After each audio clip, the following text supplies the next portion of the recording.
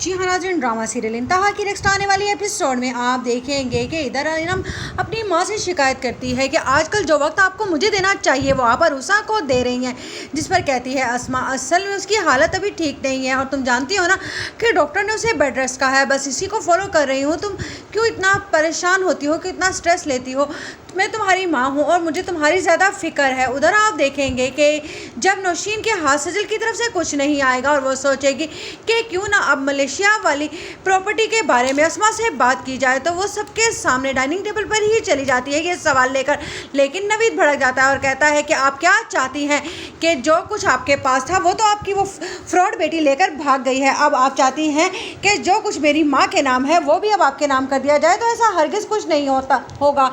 मुझे तो लगता है अब आप अपना बोरी बिस्तर गोल कीजिए और जाइए अपनी उस फ्रॉड बेटी के ही पास। जिस पर अस्मा कहती है कि नवीद मैं बात कर रही हूँ ना, खामोश हो जाओ। इस पर नवीद अपनी माँ से झगड़ा करता है और कहता है कि पहले ही आपने इतनी बड़ी शय दे रखी थी इन्हें, इसी वजह से आज मेरी बहन का घर तबाह हो गया और अभी भी आपको अकल नहीं आ रही है। उधर आप देखेंगे कि अचानक से अरूसा की तबीयत खराब हो जाती है और बात गोलमोल हो जाती है। असद और अस्मा बेगम उसे हॉस्पिटल ले जाते हैं और इधर सज्जर पूरी कोशिशों में लगी हुई है कि किसी ना किसी तरह से वो फ़हद की माँ को ये कन्विंस करवा ले कि वो उसे अपनी बहू बना ले, क्योंकि फ़हद तो किसी भी तरीके से उसके काबू में नहीं आ रहा और वो जानती है कि फ़हद कभी भी अनम की मोहब्बत से नहीं निकलेगा जब तक उसकी माँ उसे अपने मुंह से ये ना कह दे कि वो उसे छोड़कर सज्जल से शादी कर ले। इसीलिए वो उसकी माँ को शीशे में उतारने पर तुली हुई है। इधर आखिरकार अहमद भी चला ही जाएगा वकील के पास। उसे यूँ धक्के खाता देखकर जब उमैर उससे मिलेगा तो कहेगा क्या बात है